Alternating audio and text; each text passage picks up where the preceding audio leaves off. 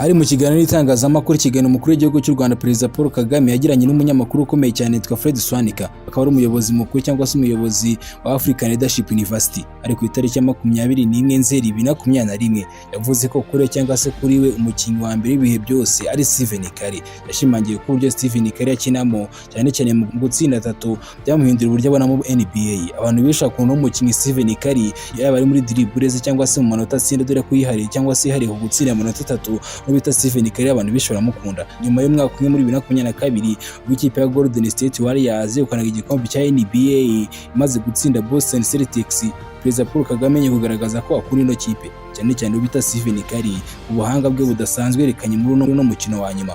Yavuze ko Warriors ari ikipe akunda kandi ko ubita Stephen Curry ari umukinnyi w'icyitegererezo ku isi yose.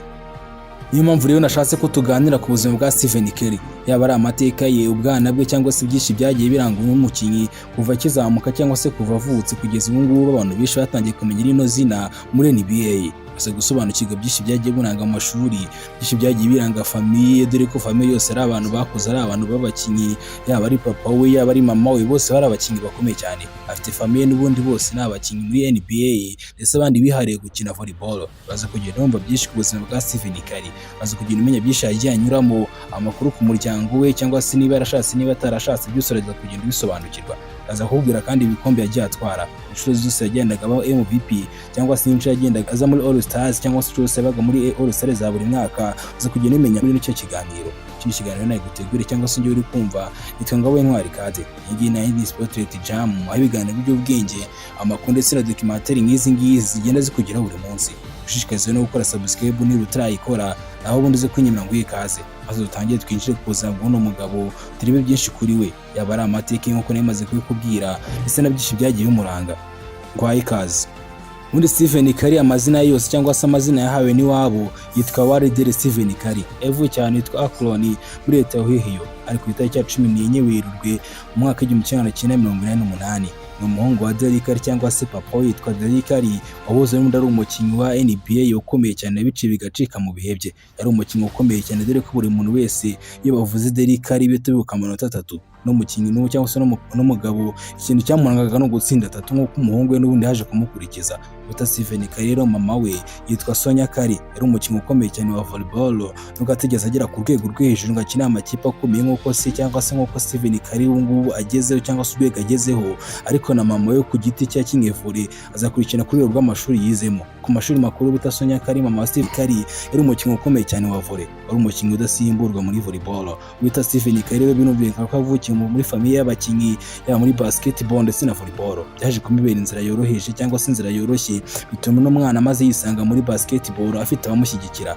Bumva ko ibyo avuga yakeneye byose muri basketball papa yabaga hari ngo abimuhereze kuko nawe iyo nzira yiciyemo cyangwa se ubwo buzima yabunyuzemo. Kuba rero wita Stephen Curry yarakuranye n'ababyeyi bombi bose bari abakinnyi byamuhaye urufatiro rukomeye cyane kandi mu n'inzira yoroshye kugira ngo yisange muri basketball ari icyamamare. Bitewe no ko wese abaga ari aho hafi ari ukumugira inama akazimugira cyangwa se ari support amaka yimuhereza. Yari afite abavandimwe babiri cyangwa se afite abavandimwe babiri arimo bita Seth Curry, nawe ari umukinnyi ukomeye cyane wa NBA kugeza ubu ngubu. Gusa ntabwo yigeze agira izina rikomeye cyane nk'ibyo bita Stephen Curry afite kugeza ubu ngubu. Ndetse kandi afite n'undi muvandimwe witwa Saidal Curry, akaba yarakurikije kariyeri ya mama we maze yisanga muri volleyball. Uno mwana akaba yarakurikije kariyeri ya mama we, ntabwo yigeze akurikira kariyeri ya papa we ngo bisange muri basketball nk'uko bano bahungu bombi babiri ariko bisanze muri basketball. Undi Stephen Curry atangira ubuzima bwe bw'ishuri cyangwa se atangira kwiga. Ubuzima bwe bw'ishuri bwatangiye muri Shelton Christian School, yigaragaje nk'umukinnyi w'icyitegererezo. Mu kwiga kwe ntabwo yabaga afite inshingano zo kwiga gusa, ahubwo nk'uko bisanzwe nk'uko umwana n'ubundi mu ishuri aba afite byinshi akora mu kigo. Wita Stephen Curry yakunda kugaragara akina basketball. Nyuma yaje gukomereza rero muri Davidson College ari mu mwaka wa 2006 kugeza muri 2009. Wita Stephen Curry mu myaka 3 yari ari muri Davidson College, aho naho kwameje kugenda akina basket, niho hatumye amenyekana cyane muri myaka 3 yamaze muri no college ya Davidson. Aje gufasha ino kipe mu marushanwa baje kwitabira yitwa NCAA, aza kwegeza ku rwego rw'igihugu maze igihugu cyose kiza kumenya kino gihugu bitewe n'ubita Stephen Curry. Nabwo Imana yakomeza kugenda yigaragaza ku hoteli Leta Zunze Ubumwe za Amerika, amakipe akomeye akomeza kugenda abona n'umwana wo kuzamuka. Muri 2009 rero Golden State Warriors yamutoranyije ku mwanya wa 7 icyiciro cya kabiri cya NBA. Uretse Stephen Curry rero yari yinjiye muri ino kipe. Uhereye rero bita Stephen Curry yahindutse umuyoboro w'ingenzi muri ino kipe ya Warriors. Yaje kwinjira mu makipe akomeye cyane mu mateka ya NBA, yegukanye ibikombe 4 bya NBA, arimo icyatwaye muri 2015, bijya kugitwara muri 2017 ndetse kandi agitwara muri 2018 na 2022. Yabaye MVP inshuro ebyiri 2015 ndetse na 2016. Bita Stephen Curry rero yaje no kuba umukinnyi wa mbere cyangwa se umukinnyi wa mbere abaye MVP ku majwi yose muri 2016. Yongeye kuba final cyangwa se yongeye kugera kuri finale ya MVP muri 2022. Yaje kuza muri All Star inshuro zigeze kuri 12 zose, aza no kuba scoring champion inshuro ebyiri.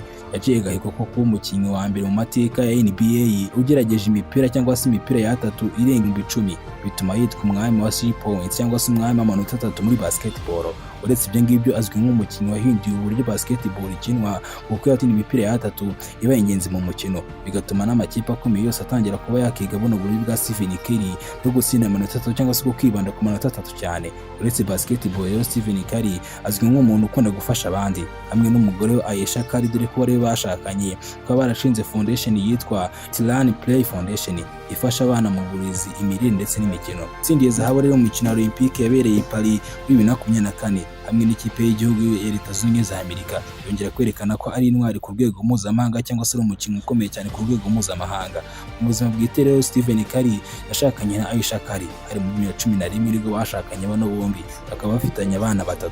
Akaba arimo uwitwa Lily ndetse na Ryan ndetse n'ibita Canon. Abana 3 bose akaba ari bonyine bafite kugeza ubu ngubu. Ubuzima bw'ubundi mu busange Stephen Curry azwi nk'umuntu ho gaciro umuryango ndetse n'iyobokamana, kandi akunda kugaragaza ko ibyo byose bimufasha kugumana umutuzo n'imbaraga zo gukina umukino basketball.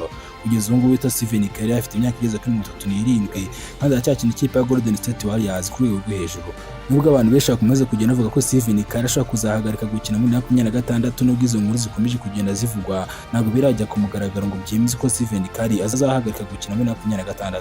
Abatangazamakuru cyangwa se abasesenguzi bavuga ko ashobora kuba yakomeza gukina nubwo imyaka yawe ikomeje kugera kuri 40. Bavuga ko Stephen Curry ashobora kuba yakomeza gukina. Uretse gukina basketball rero Stephen Curry yagiye afite ibikorwa byinshi bikomeye, agiye afite foundation zikomeye yagiye ashinga biturutse mu mafaranga akuraga muri basketball. Afite ibikorwa byinshi bikomeye igiye kukubwira agiye ashinga cyangwa se foundation agiye ayobora zimwinjiriza amafaranga akomeye cyangwa se zimwinjiriza amafaranga menshi. Afite brand zikomeye nyinshi cyane nk'iyo nakubwiye kare yitwa Tyranny Play Foundation. Aza kugenda amenya byinshi kuri zino fondation za Stephen Curry.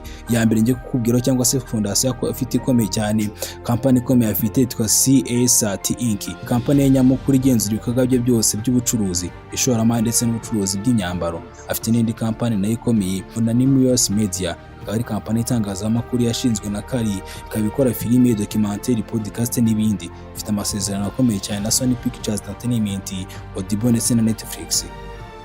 N'ikindi gikorwa gikomeye cyane cyangwa se ni kampani yitwa Penny Jar Capital ashinzwe muri 2021 hamwe n'ubita Bryant Bale wahoze ari mugenzi we muri Davidson College muri rya shuri nakubwiye kare ubita Stephen Curry yizemo. Ni kampani y'ishoramari ireba cyane ku mishinga y'ikoranabuhanga n'ahazaza cyangwa se n'iterambere ry'ahazaza.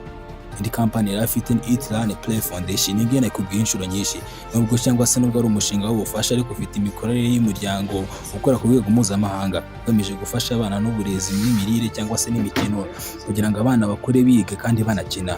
Afite n'indi kampani ikomeye yitwa TSAT Brand Partnership, akora n'ibigo bikomeye cyane nkanda Amuru cyangwa se ibigo bifite izina rikomeye cyane. Afite n'izindi kampani zikomeye cyane harimo Media and Entertainment Venture, yashoye mu bikorwa bya sinema n'imyidagaduro harimo filimi zerekeye ku buzima bwe n'inkuru z'abakinnyi batandukanye. Stephen Curry afite byinshi yubatse kuri ino si, afite byinshi cyangwa se afite byinshi amaze kugeraho kuri ino si, yaba muri basketball, mu bijyanye n'imikungu cyangwa se mu bijyanye n'imibereho isanzwe no kubaka izina. Stephen Curry umukinnyi abantu benshi bazi, abantu bakunda basketball nta kuntu baba batazi Stephen Curry, yaba ari kuri dribble nyinshi. Abakinnyi benshi bakina muri NBA baramuzi ndetse n'abafana benshi baramuzi. Abakinnyi benshi bamuzi kubasebya cyangwa se kubakubita dribble nyinshi, ariko abafana bamuzi gutanga ibyishimo mu kibuga. Impamvu rero mubwira ngo Stephen Curry ni umukinnyi mwiza cyangwa se umukinnyi ukomeye cyane, dore ko na Perezida w'u Rwanda Paul Kagame yavuze ko ari umukinnyi atekereza cyangwa se abona ko ari umukinnyi ibihe byose muri basketball ya NBA. Kansozi ngushimira wabanye nanjye cyo gutegura byinshi kuno mugabo cyangwa se kuri Stephen Curry. Nitwa Ngabo Intwari Kade, ingi ni Spotlight Jam. Mwishimiye ko wabanye natwe, shikaze no gukora subscribe niba utarayikora kugira ngo uzajye umenya byinshi ku buzima bw'abakinnyi bakomeye cyane cyangwa se abasitari batandukanye. Ababundi Astra Vista.